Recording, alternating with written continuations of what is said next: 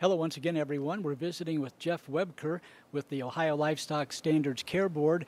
Jeff, that organization has just met recently, and can you bring us up to date some of the things that you discussed and maybe some things that you were able to put to bed?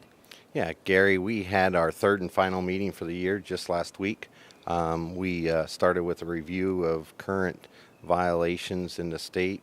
We're finding that as people call, and we've had a good amount, I think 50 or so this year.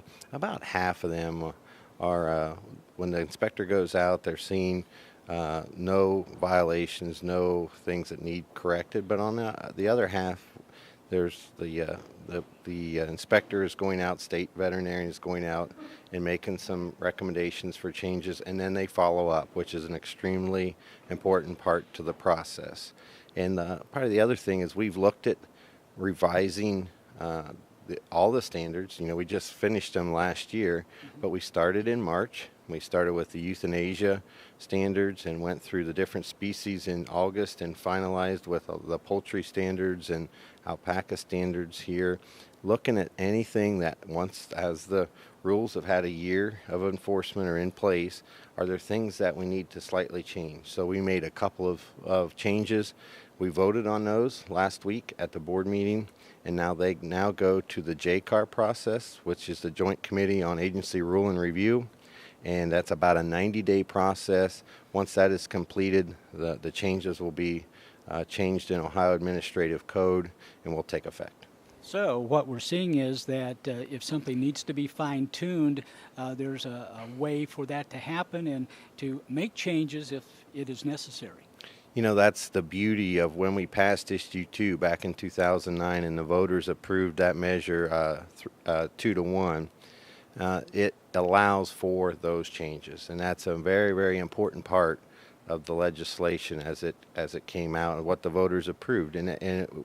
We all know in agriculture that things need to be flexible. We all know in agriculture that things can change over time, and we have a lot of new science coming at us as well, especially in the euthanasia area and the housing areas. So we were looking at all those areas. We review every rule once a year, and that's an important part of the process.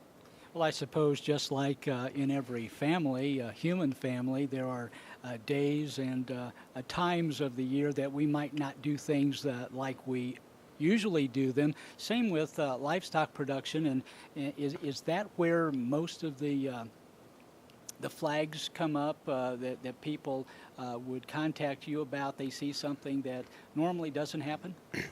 Yeah, I'm not sure if maybe normally doesn't happen, but I think the consumers of Ohio are concerned about animal care. We know that. As they drive through the countryside, they may see things, or if they have a neighbor or something that's across the road. I had an incident almost a year ago where a person had drove by this farm for 12 years on their way to work. And one Saturday morning they called and said they'd seen enough because there was a serious issue with animal care.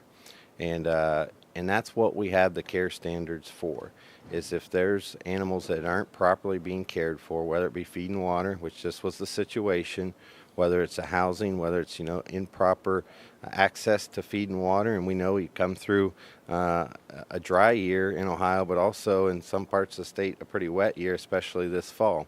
So access to feed and water, and we're coming into a critical time here in the winter of having access to feed and water and good access. We want to eliminate the muddy conditions out on open pastures and things. So those things are what tend to become most noticeable by our consumers and people that are very concerned about animal care in Ohio. Jeff, one of the questions I guess I'm concerned about, maybe not concerned, but curious about, the members of the board. Is this an organization, a membership that work really well together? Well, the board... Because I ask that because it's so varied. There's so many different kinds of organizations that make it up. We have an unbelievable board, and I say that from the bottom of my heart.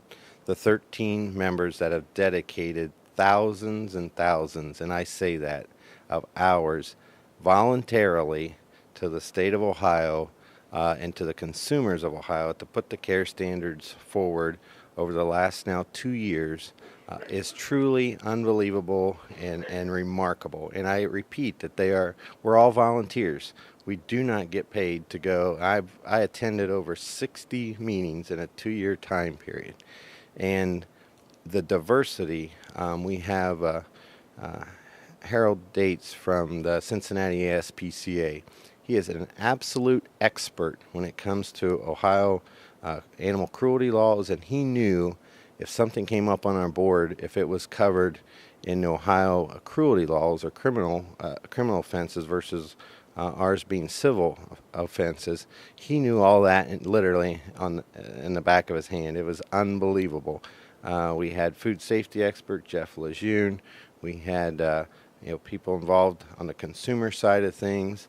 That has been extremely important. And then we've had some great experts. We have 4 veterinarians on the board, and from Jerry Lammers to Dr. Forshee. We just had a great board makeup over the last 2.5 years. Jeff, if there would be individuals in the state that would have either concerns or questions, what's the best way for them to direct those to the board? But probably the best thing is just contact the Ohio Department of Agriculture and Dr. Forshee, and they will follow up with any concerns. Jeff Wuebker with the Livestock Standards Care Board has been our guest, also a trustee with the Ohio Farm Bureau. Jeff, thanks for being with us. Thank you, Gary. And stay with us, back with more right after this. For more